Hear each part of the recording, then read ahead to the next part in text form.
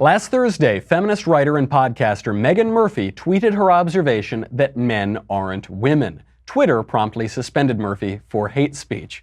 As somebody who's been banned from Twitter for making completely innocuous statements before, I feel for Murphy. She is now experiencing, as a leftist, the same targeting and censorship that big tech companies inflict on conservatives on a daily basis.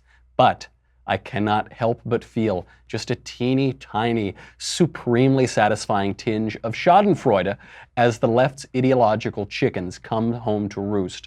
The problem is clear. The left can have transgenderism or feminism, but it can't have both.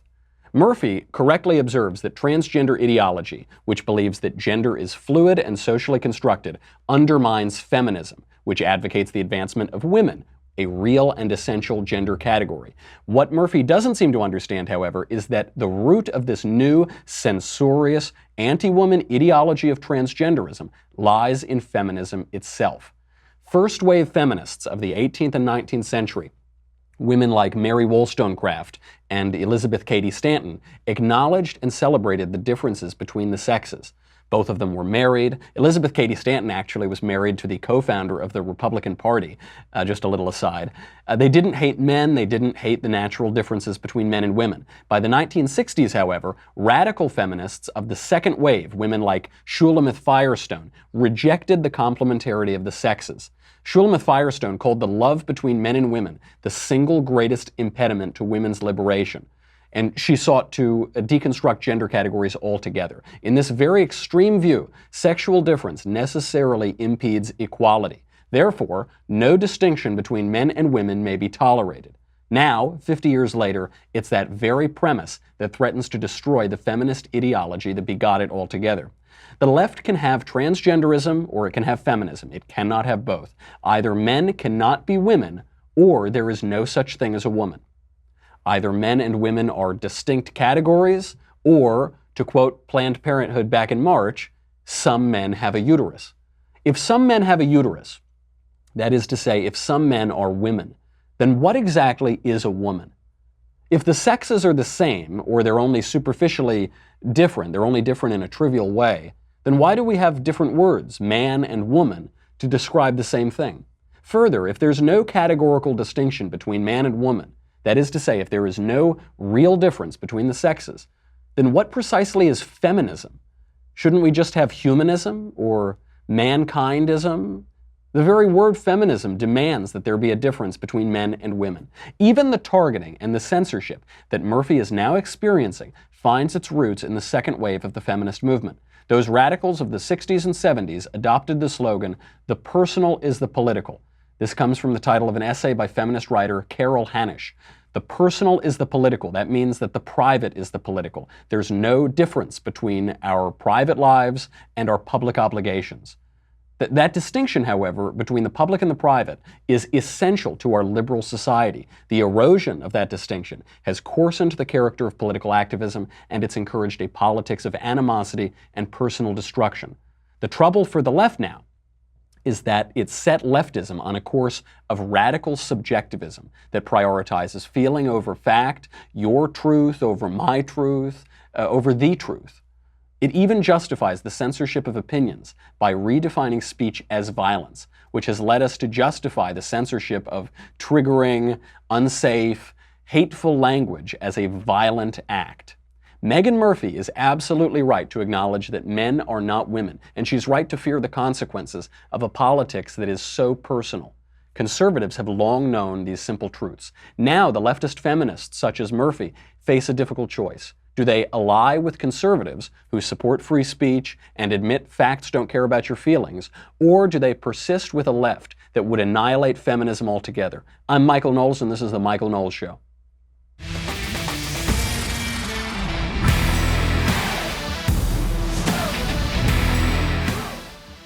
A lot to get to, one of the most interesting questions facing leftist ideology right now. Plus, we got to talk about the real story of Thanksgiving, but first, let's make a little money, honey. And this is such a fitting sponsor for the day before Thanksgiving. Blue Apron. Oh, we're all looking forward to food tomorrow. We're all looking forward to that one day a year when we can guarantee that we're going to eat good food. But you can guarantee that every single day. Blue Apron delivers farm-fresh ingredients and step-by-step recipes to your door. Blue Apron's mission is to make incredible home cooking accessible to everyone. Blue Apron achieves this by supporting a more sustainable food system, setting the highest standards for ingredients, building a community of home chefs. I love it. I was eating just muck from the street before I got married. Now, sweet little Elisa makes me Blue Apron all the time. I love it. You choose chef-designed recipes. You can cook incredible meals in as little as 20 minutes. They're excellent. The recipes are always changing. You're not going to get tired of repeating the same recipes. And they are superb. Quick and easy recipe options, insanely delicious flavors. It offers a range of recipes that are bursting with flavor. Check out this week's menu. Get your first 3 meals free. This is my Thanksgiving gift to you. BlueApron.com/Covfefe. C-O-V-F-E-F-E. That is blueapron.com/Covfefe. C-O-V-F-E-F-E. Get your first 3 meals free. Blue Apron, a better way to cook. So much to get to, but I love this question. We have to delve into this question because the left is finally acknowledging this central conundrum in their ideology, which is you can have transgenderism or you can have feminism, but you cannot have both. Right now at Eastern Michigan University, this school is canceling a performance of the Vagina Monologues. If I've done a lot of theater in my life, so I'm familiar with this. If you're not familiar, it's women who get on stage and they talk about their vaginas. That's the Vagina Monologues. This was groundbreaking theater in recent years. They're canceling this performance. Why is it? This has long been a favorite staple of feminist groups on campus. They always do the Vagina Monologues. The reason they're canceling it is because it's offensive to people. Because, of course, not all women have vaginas. And not all people who have vaginas are women. Don't you know that? Of course, that's ridiculous, but that's what they believe now. Not all women have vaginas. Because some men who dress like women or who think that they're women or who very much want to be women are now calling themselves women, and this erases the category.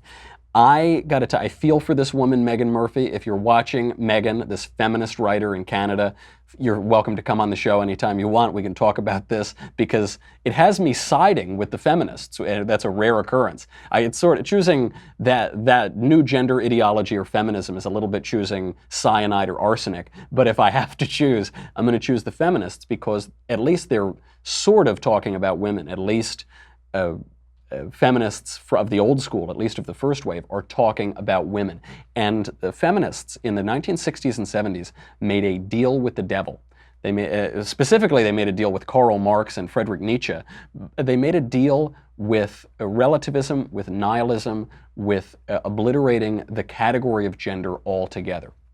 The reason they did this, it makes perfect sense why they did this. That first wave of feminists, they wanted the vote for women, they were suffragettes, they wanted certain political protections, certain political privileges and advantages and economic advantages. Okay, that's fine. They still acknowledged that men are men and women are women. Men and women have different bodies, they have different virtues in many ways, they have different tendencies, often have different goals, have different ways of being. Just for one example, women tend to be more moderate than men.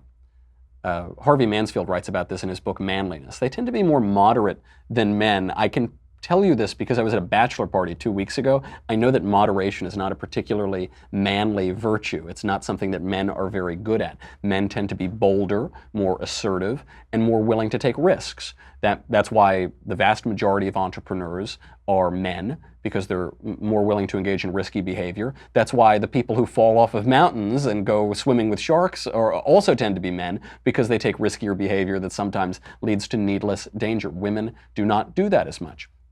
What are some other virtues? Modesty is one. Women are more naturally inclined to the virtue of modesty. This is another virtue that feminism has tried to cancel out. They've tried to pretend that men and women have the same attitude towards sex. For instance, men are not terribly modest. Men, if anything, are given to a little boastfulness or a little aggression, and women are modest, which is why men pursue women. I really can't stay, baby, it's cold outside. The man is pursuing the woman says, oh, I really shouldn't, but I'd like to because it's very nice to be here with you. Feminists have attacked that traditionally feminine virtue as well. Now they've insisted that women be promiscuous, that women go out and treat sex just like men do. But the trouble is men like casual sex a lot more than women do. And a lot of what you're seeing on campus, the so-called campus rape epidemic, is not so much about rape. It's about consensual relations that maybe involve a little too much booze or a little too much this or that, and a lot of bad ideology. So in a lot of these campus so-called rape hoaxes, we've found out from text messages or emails or phone calls that very often women will go back to the man's room. They'll engage in certain sexual acts that are perfectly consensual, and then the next day they will regret it and say this was rape because I didn't really want to do it, or I wish I hadn't done it, or I drank too much, or whatever you want to say. The cause of this, obviously this is not to say that men should ever feel that they can get aggressive, or if a woman says no, that they should be able to have sex with her anyway. That's the point that feminists want to focus on. That isn't the point. The point is that second wave feminism has made these women miserable. Studies show this. From the 1970s all the way to, I think the study goes up to around 2010, we see that women become much less happy during the rise of second and third wave feminism. That's true in relative terms, that's true in absolute terms. Not just relative to men, but absolutely their happiness has decreased. A lot of this has to do with the denial that men and women are different. And just as a matter of talking about the virtues of men and women, it seems to me an insane notion that developed in the 60s and 70s that the only way for women to be free, to be equal, to be living their best lives is to pretend to be men, to be a worse version of men, to be aggressive, to be promiscuous, to be some of the worst characters and characteristics of men that women would adopt. This seems crazy to me. Even just on that question of promiscuity and the virtue of modesty, it is true there's a sexual double standard, that this has been true forever. Men get away with more, they get away with more casual sex, and women take them back, and this isn't true the other way around.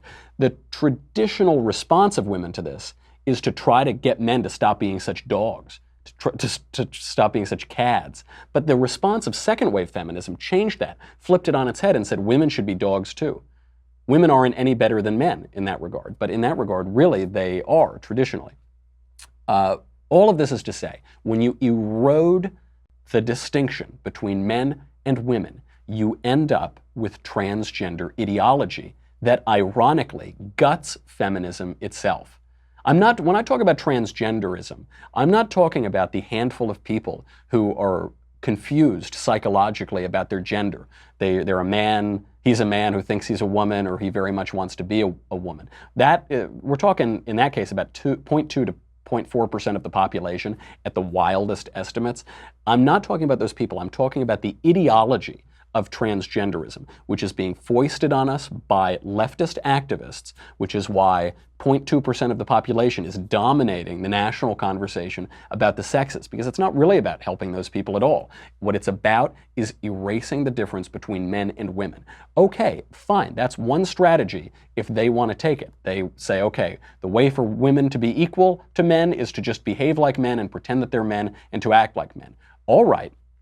If there's no difference between men and women, as we are told time and time again, there's no difference, even the physical differences are minor, but really, on a real level, there's no difference, then what's a woman? The reason that we have different words for men and women is because they're different. If men and women are the same, you would only have one word, which is man, right? You would, or woman, I guess, but you don't really just one word. There wouldn't be any difference. Okay, now few of us would grant that there's actually no difference between men and women, even though the ideologues are trying to tell us this. But take that one step further. If there's no difference between men and women, then why do we have feminism? Feminism, fem, it comes from fem, from females. But if there's no distinction between males and females, why have feminism at all? What is feminism? It's nothing. What this opens the door to, especially the transgender ideology, is a question of who gets to define what a woman is. And this is the big argument that people like Meghan Murphy, the feminist writer, is having with Twitter right now, which is Twitter is taking the side of the transgender ideology, and Meghan Murphy is defending the feminist ideology. And what Meghan Murphy is saying is, I am a woman. I will define what a woman is. Men do not get to define what a woman is. And what Twitter is saying is, no, what are you talking? There's no definition of men and women. No, how dare you? How hateful of you. But just think of the transgender ideology. One of its expressions is transvestitism, cross-dressers, drag queens. You go to drag bars. Would you say that a drag queen, and I'm from New York, so there are drag bars all over the village, you see this a fair bit. Would you say that a drag queen is a woman, that that's what a woman is? No, of course not. That's one fantasy version of a woman. That's a caricature or a cartoon of a woman. Big eyelashes, crazy hair, wild outfits, big lipstick and everything. That's a cartoon of a woman, but that's not a woman. And feminists have been telling us for years, they're saying, how dare you doll us up and force us to wear makeup and high heels and big eyelashes. That's not what a woman is. A woman can be anything. This is the snake eating its own tail. This is the natural, logical conclusion of second wave feminism. The feminists, like Meghan Murphy, are upset about this now because obviously it's undercutting their entire ideology. But this is not some random turn of events that swooped in and tried to undermine feminism. The roots of feminism's being undermined is in the ideology itself. You have to decide, are men and women different or are men and women exactly the same? Are the sexes complementary or are the sexes indiscernible, identical, exactly without any distinction between them?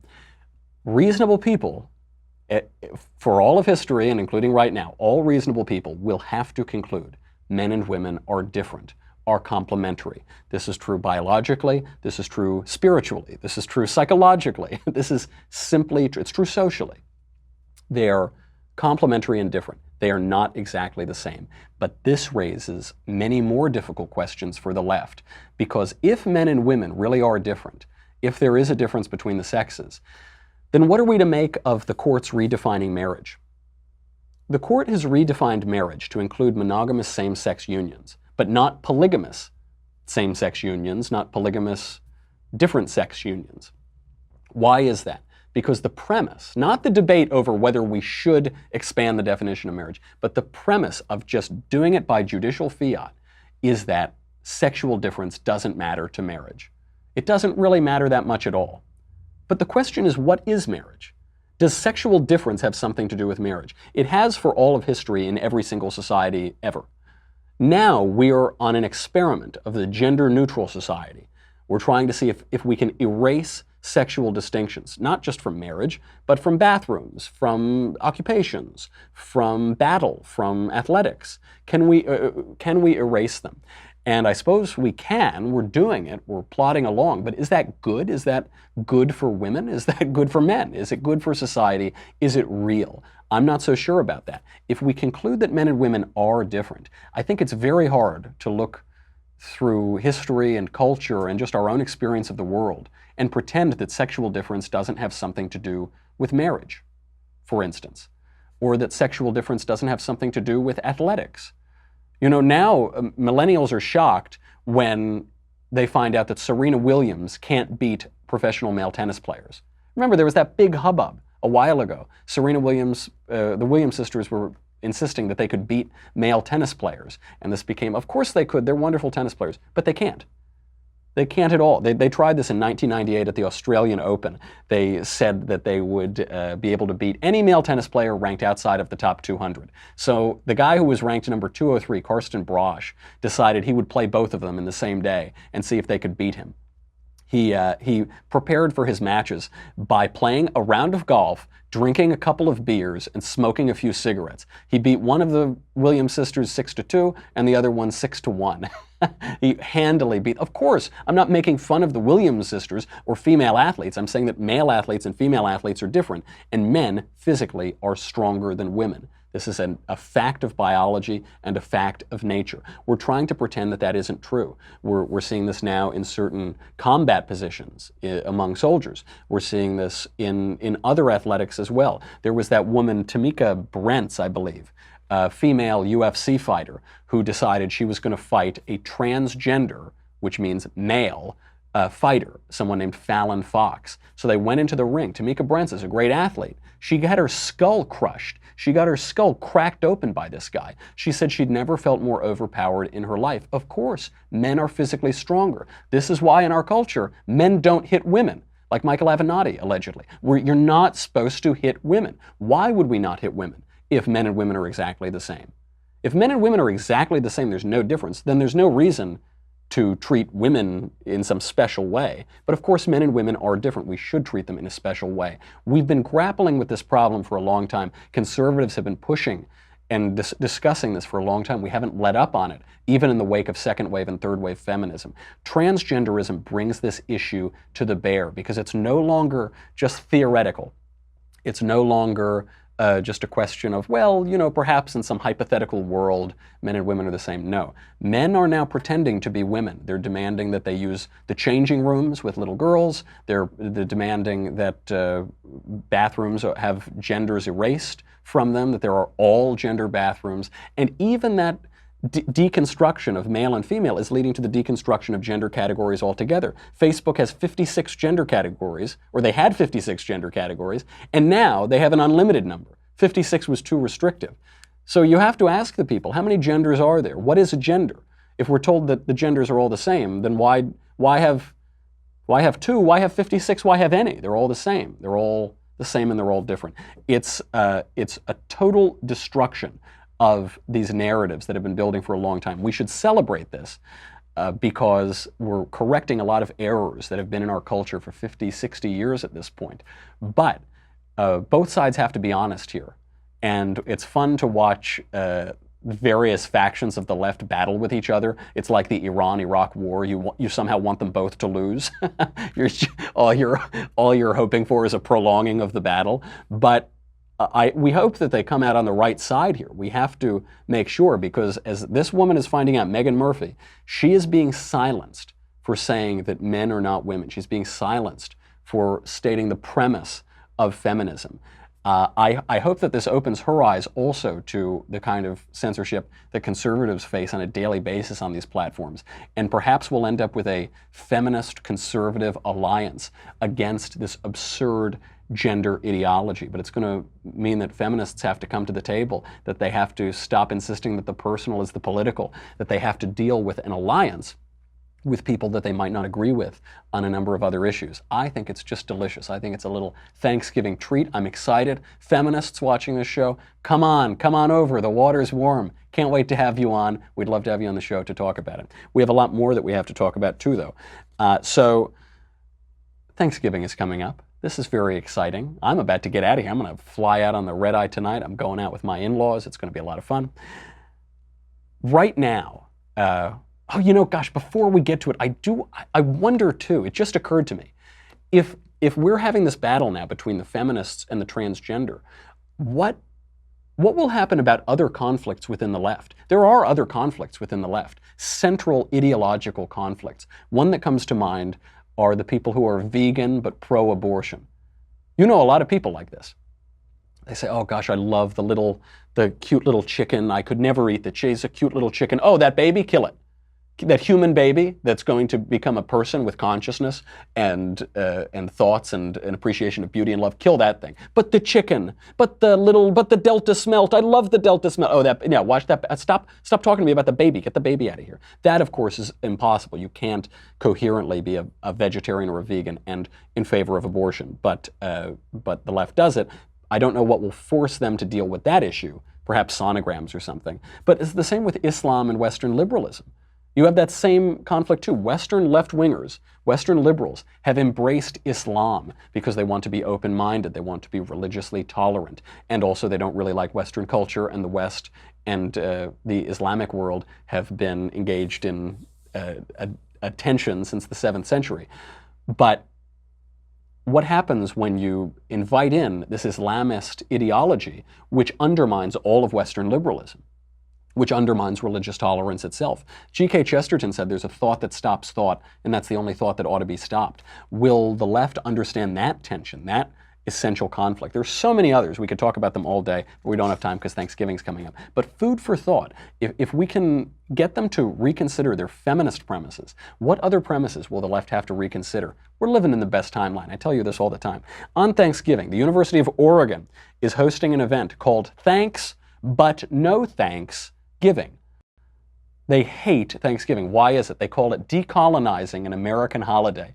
The description of the event, the main messages of Thanksgiving are that of gratitude, food, and family. However, Thanksgiving is foundationally speaking a celebration of the ongoing genocide against native peoples and cultures across the globe.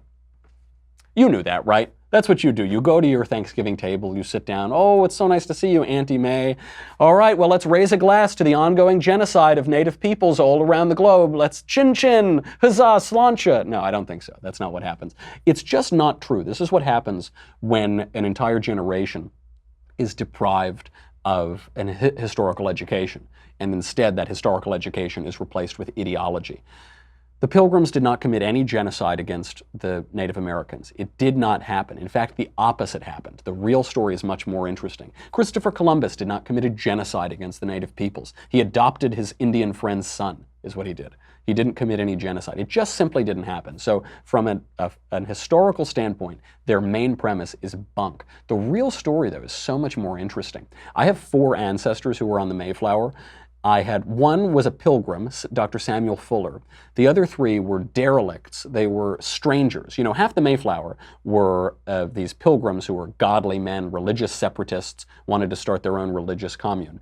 And the other half were just guys who wanted to go into the New World. So 3 of the 4 were those guys. One of them, 11 years before the Mayflower sailed, Stephen Hopkins, was actually shipwrecked in the New World, and that shipwreck was the basis of Shakespeare's The Tempest. He was a mutineer. Another one of my great-great-grandfathers, John Billington, was the first man in America executed for murder. The other, Francis Eaton, was another mutineer, another troublemaker. So those 3 kind of shady fellas, but one of them was good and a godly man, Dr. Samuel Fuller, and so they came over. The story of them arriving is a miracle. It is pure providence. There is no other way to explain it. They were separatists living in England. They then moved to Leiden in the Netherlands because they wanted to escape persecution. They were there for about a decade, and they started to get a little nervous, though, because their children became a little too Dutch. They didn't like how Dutch their kids were becoming, so they decided they're going to sail for the New World, start their new community. Okay. They hire a captain, they hire a cruise and everything, but because of the religious tension between them and King James, between them and the Church of England, there was an attempted sabotage to stop the ships from sailing out. This delayed them by months. They finally make it out of England, but they're many months late. They sail across, and they veer way off course. They were headed for Manhattan. They ended up around Cape Cod, so they had no land grant to that area. They land there. It's not nearly as hospitable as Manhattan was. They land, and they couldn't find a good place to park the boat. But they get out. They're looking around. They immediately are approached by a group of 30 Indians who start hurling arrows at them.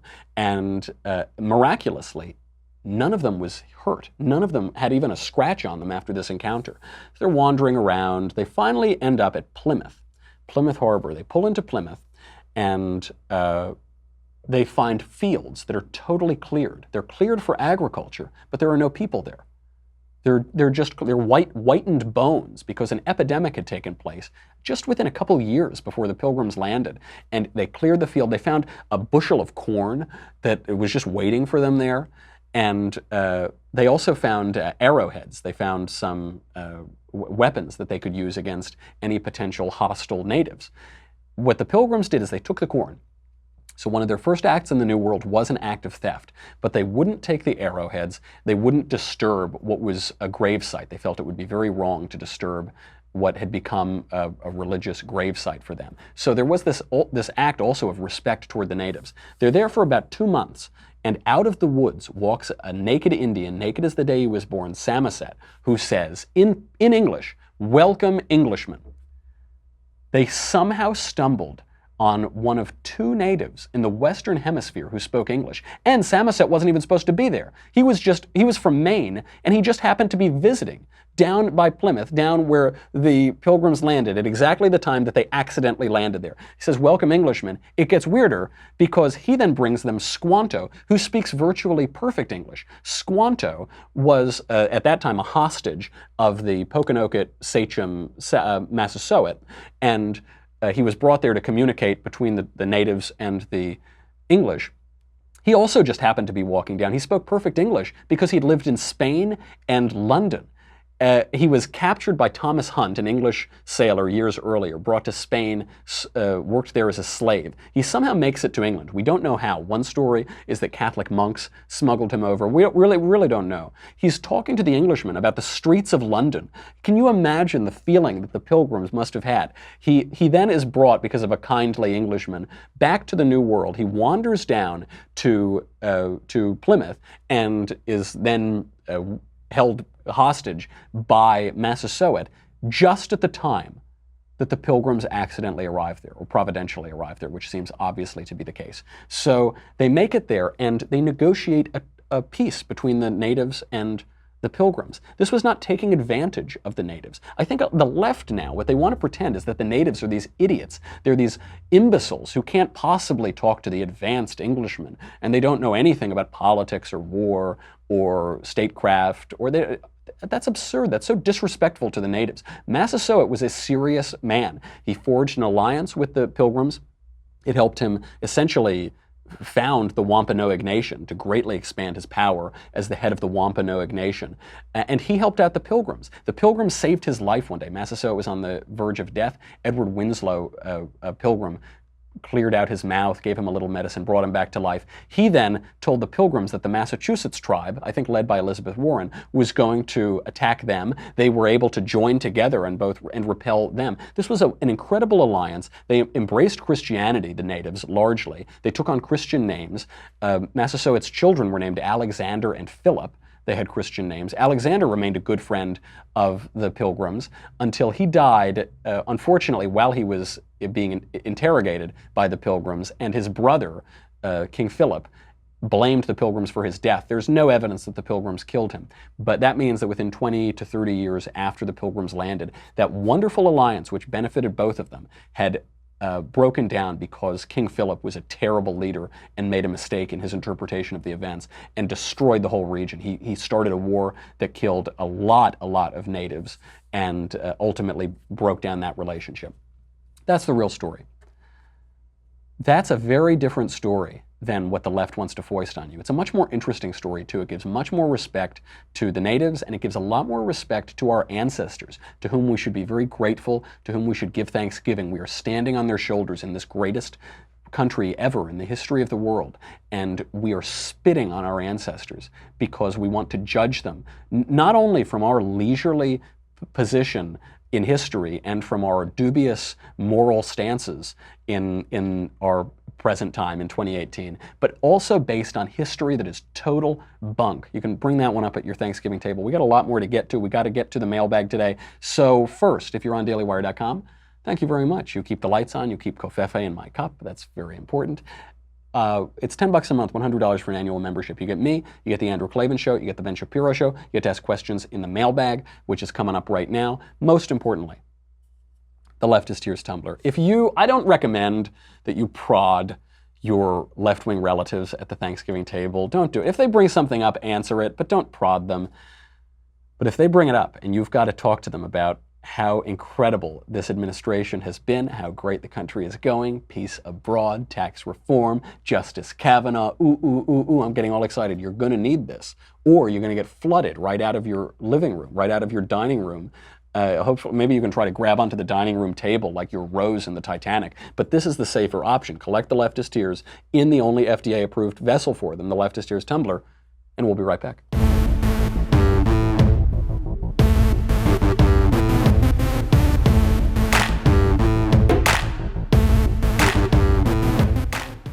From Ryan. Is the right to vote a positive right or a negative right? This question was asked yesterday during the conversation but you sort of drifted into another, albeit informative tangent and never actually answered. I do that sometimes. The answer is voting is a positive right. I'm sorry, I got very taken by your question. I remember it yesterday during the conversation. A negative right is a right to be left alone. It's your right to life, liberty, and the pursuit of happiness. It's a right that doesn't require anything from anybody else other than they're respecting that right. A positive right is something that does require somebody else. So healthcare is a positive right. If we have a political right to healthcare, it is a positive right because it requires certain technology, certain advancements, certain buildings, certain people's labor, money, productivity. So that's a positive right. Voting is a positive right. It is established in our country. It's run by the states, so you need states to run it. You need voting machines to process the votes. You need poll workers to check people in. You need poll security to make sure that people aren't violating the laws when it comes to elections. You need people to count the ballots. You need people to certify the ballots. You need a lot of people, so it's a positive right. It's a good right that we have in this country. I'm not saying that all positive rights are bad in any way. Governments do create positive rights, and they need money and they need participation to ensure those. But it's not a negative right. And we talk about, as conservatives, how important negative rights are. Life, liberty, the pursuit of happiness. That's true, but we interact with positive rights every day, and that's a wonderful thing. From Nathan, deplorable Knowles. A leftist asked when I thought the child became a human life, and I said when it's got its own DNA at conception. He said sperm and ovaries have their own DNA, and it must be a crime every time a woman ovulates without giving birth or a man ejaculates. Any counter to this argument would be helpful. Thanks, Nathan. I think the human child becomes a human around 18 years old. Maybe 22, I don't know. Maybe, no, the traditional answer and the correct answer is at the point of conception. You're absolutely right. Human beings have 46 chromosomes in their DNA. The sperm and the egg each have 23 chromosomes. And that's when the sperm and the egg come together, you get a human being, which is 46 chromosomes. You're making the argument from DNA. Fair enough, I think that's a perfectly fine argument. But that's why it's different. You know, the sperm left alone will never become a human adult. It doesn't have the DNA for it, and it won't happen. Same thing with the egg, but brought together at the point of conception, that new human life will develop. When does the human life begin? We know that at the point of conception, it is living, that created entity, that begotten entity is living, and we know that it's human. It's not a duck, it's not a platypus, it's not a sperm, it's not an egg. It's a human being. It's what we would call a human. Just as a matter of language, too, conception is the beginning. When the thing is conceived, when it is begotten, when it is initiated, that is the beginning of it, by definition. And the question for your friend, I guess, is, when else would be the beginning of that human life? We know it's human at that point and not before. We know that it's living at that point and not before. When else would the human life be a human life? 3 weeks later? Why?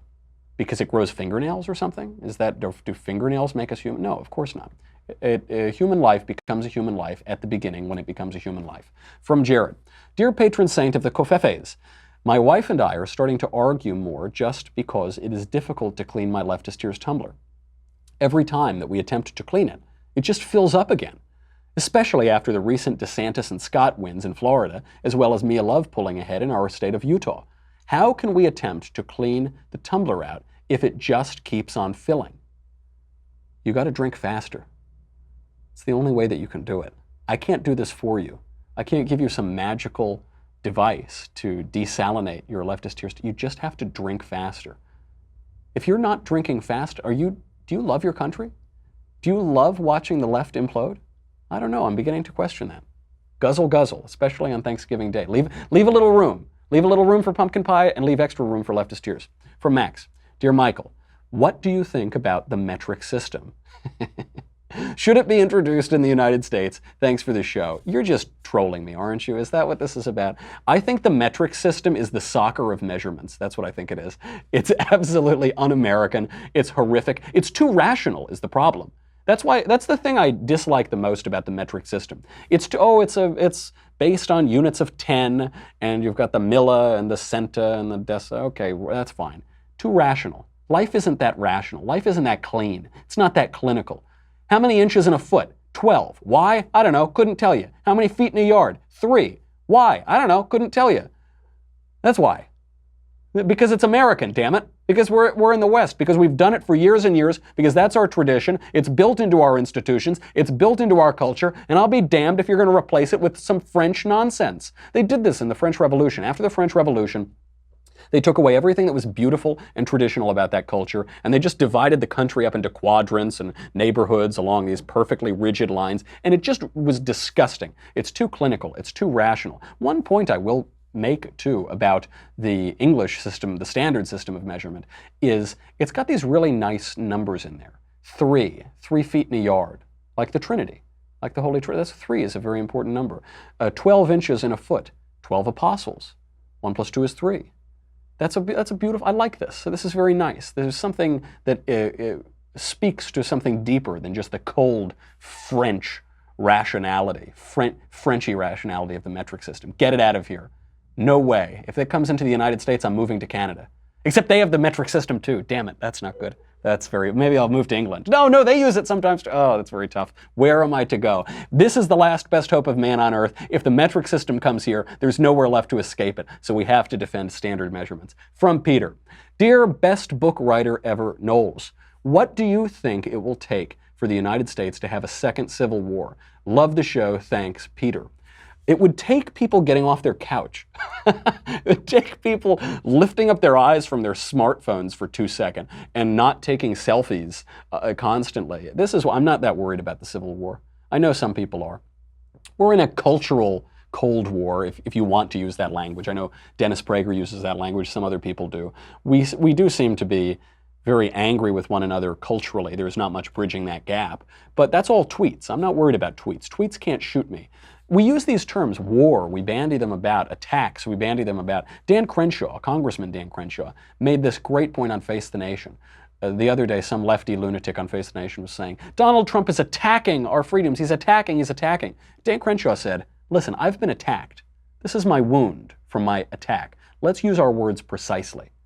Because when we tweet, that's not an attack. That's not what that is. I don't think we're moving toward a civil war. Who would have the stamina to fight the Civil War? To say nothing of the fact that only conservatives have guns in this country, more or less, so I don't think the Civil War would last very long. I think we've got relative peace for the time being. We've got to put down these little Antifa thugs, of course, but more or less I think we're doing just fine.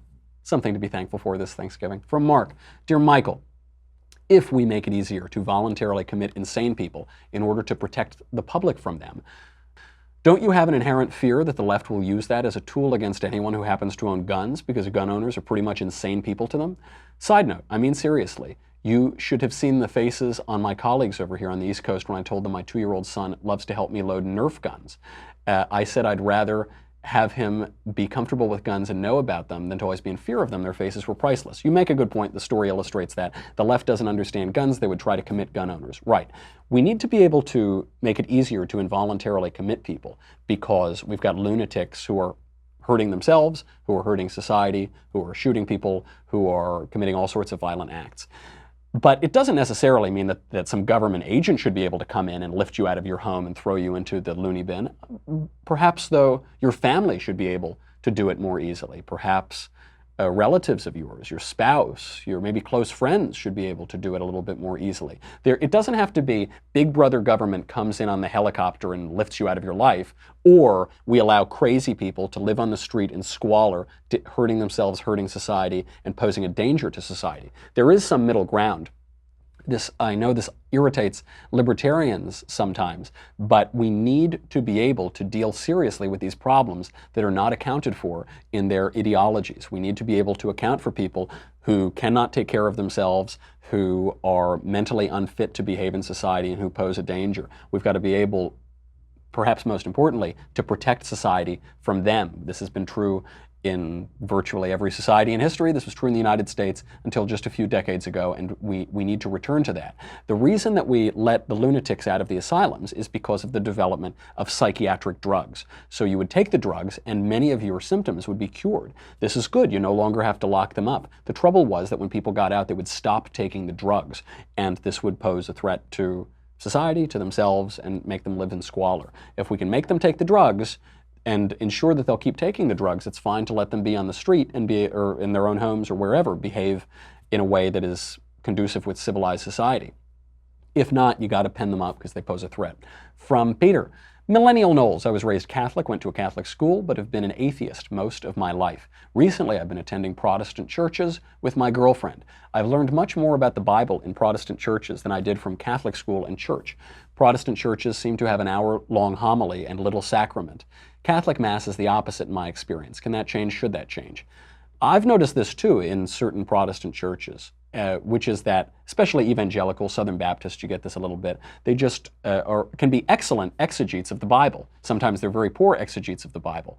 The trouble with an hour-long homily is sometimes it can be illuminating, life-changing, spiritual, and sometimes it can be drivel, it can be anti-biblical, anti-Christian heresy. The trouble is, and depends upon who is giving the homily.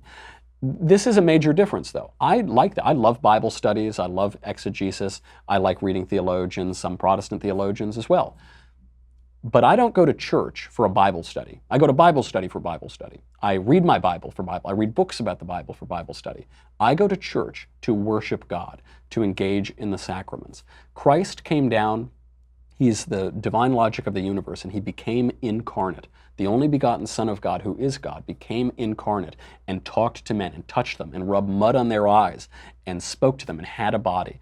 And in my view, at least, in the Catholic view, he founded a church and he left us sacraments. He says, do this in memory of me. This bread is my body, which will be given up for you. This wine is my blood, which will be given up for you. This bread is my real body. You have to eat the flesh of the Son of Man. My flesh is real food. This is a hard saying. He harps on this, you might say. He makes this a very serious point of saying this is real food. You have to engage in a real sacrament, in the real combination, the real meeting of the metaphysical and the physical, the metaphor and the literal. And that's what happens in Catholic churches. That's what happens in certain Protestant churches, Church of England, Anglo-Catholic. This is what happens in Eastern Orthodoxy. And so that's what I go there for. I go there to worship God. Sometimes I get a good homily. Very often I get a not so great homily, and maybe I'll listen to somebody else's homily on the ride home. I'm glad that you're learning more about the Bible and getting good exegesis.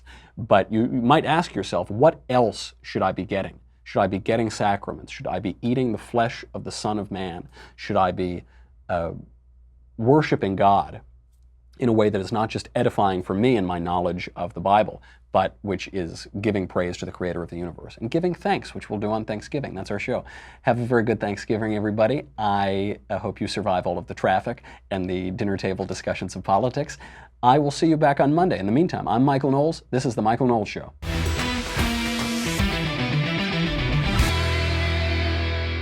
The Michael Knowles Show is produced by Senia Villarreal, executive producer Jeremy Boring, senior producer Jonathan Hay, our supervising producer Mathis Glover, and our technical producer is Austin Stevens, edited by Jim Nickel. Audio is mixed by Mike Coromina. Hair and makeup is by Jesua Olvera. The Michael Knowles Show is a Daily Wire Forward Publishing production. Copyright Forward Publishing 2018.